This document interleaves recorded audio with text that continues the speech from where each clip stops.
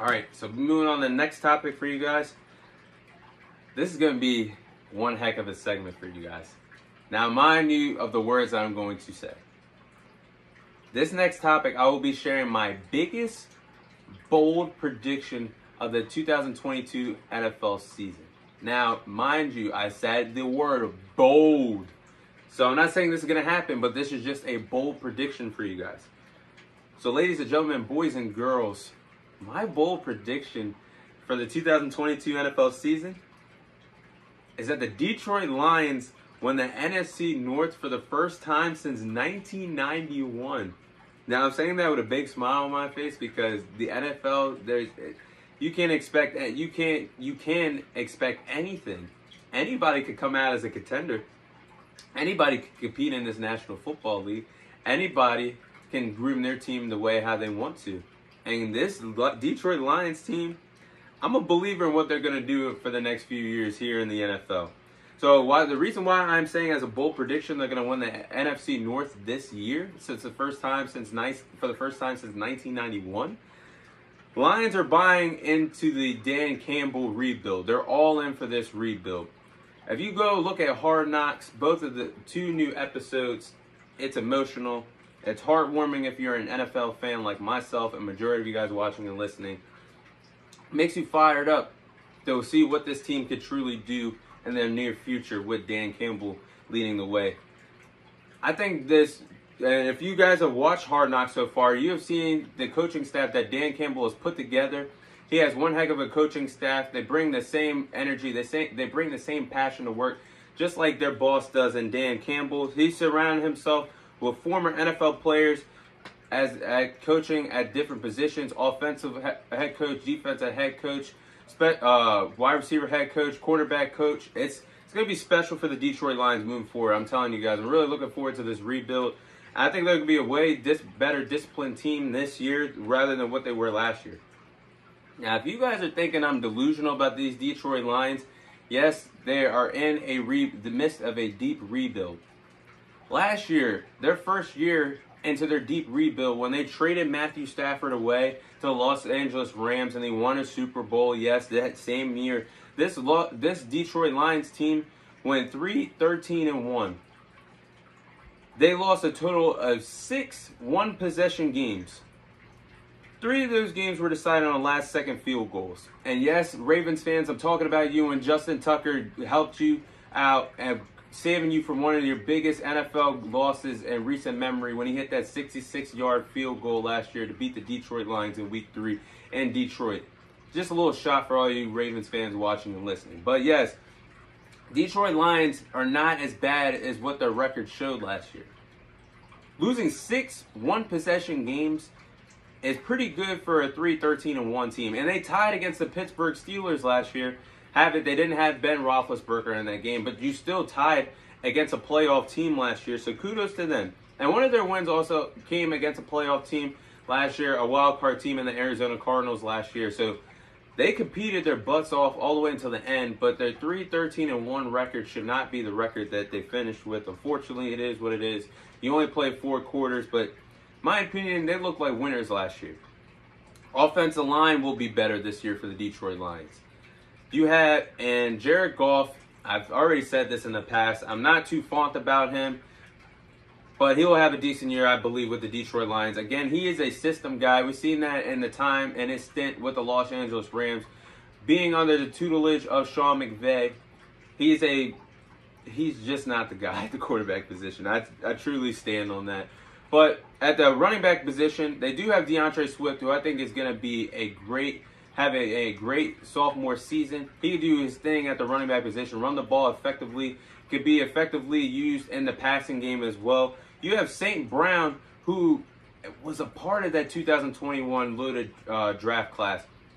And you also, if you guys have watched Hard Knocks, he has also expressed his feelings about all 6 receivers that were drafted before him.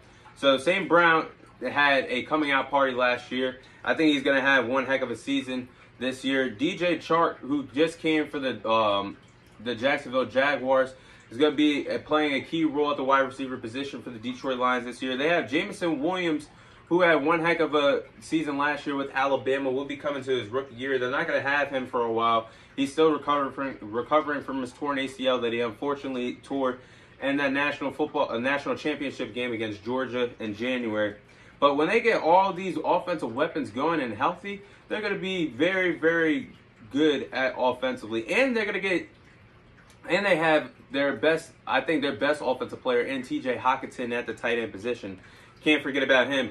Defensive, the side of the ball is going to take it's going to take a couple years, I think, to figure things out. But they have the energy, and they're going to have their ace at the defensive side of the ball for years to come. And the second overall pick in this past draft class, in Aiden Hutchinson, I think he's going to do one heck of a job. I can see him having one heck of a rookie season, maybe something similar to what Micah Parsons did last year for the Dallas Cowboys as a rookie. So look out for Aiden Hutchinson this year having a big year for the Detroit Lions. Now, I'm going to go over the reason why I think this is a bold reason why they legitimately do have a chance to win the NFC North this year. You look at all three teams, to me, it's truly a toss-up. You have, obviously, the Green Bay Packers in this division. You have the Chicago Bears in this division. And you have the Minnesota Vikings in this division. Let's talk about the Chicago Bears and the reason why I don't see them winning this division. They don't have a good offensive line. I pray for Justin Fields this year. I pray for my boy to have success, but it doesn't look like he is. It looks like he's going to be set to get hurt this year. Knock on wood. But I just don't see Justin Fields having a successful year with the Chicago Bears, especially behind that offensive line. Offensive line is going to be absolutely garbage in Chicago. Their defense is going to be in shambles once they trade Roquan Smith. I think he's going to be gone before week 1 starts. And their defense is not going to look good once he's gone. And they have the worst receiving core in the league. I'm going to name these names. And yes, this is a true receiving core in the National Football League. Darnell Mooney is going to be a good wide receiver this year in the NFL. But Justin Fields, that's the only reliable target you have. You have Darnell Mooney, Byron Pringle, and N'Keal Harris, who has been an absolute bust since coming in the NFL. So their receiving core is not going to be good. Chicago Bears are not winning this division. Let me say the Vikings' reason. They're going to be short and sweet and to the point. As long as you have Kirk Cousins as your starting quarterback, you're not going to win anything. I don't care if the Vikings just got the offensive coordinator from the Los Angeles Rams. They still have Justin Jefferson. They still have Adam Thielen. They still have Dalvin Cook at the running back position. But as long as you have Kirk Cousins, he's going to fold each and every single time. So the Vikings are not going to win this division. Now I'm going to get into the reason why I truly believe the Packers have a chance to not win this division. They're going to be carried heavily by their defense. I think their defense is going to be a top 5 defensive unit this year in the league.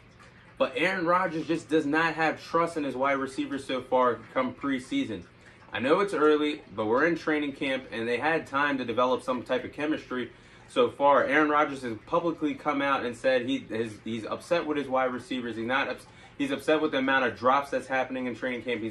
He's upset with the timing that comes out when he throws the receivers the balls. He's came out and said the wide receivers have been running the wrong routes in practice. So he's openly come out and said that he's unhappy with his receivers so far.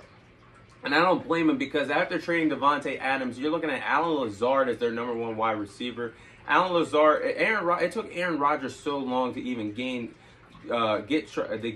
trust. Alan Lazard, I should say, took so long to gain trust from Aaron Rodgers, and he wasn't even the number 1 wide receiver in Green Bay. So they have Alan Lazard, that's going to be their number 1. They have Sammy Watkins, who is absolutely washed. We have seen that over the last few years, and actually last year in Baltimore really showed how washed he is as a player. Randall Cobb, I believe, is washed also. I think his best days are behind him also.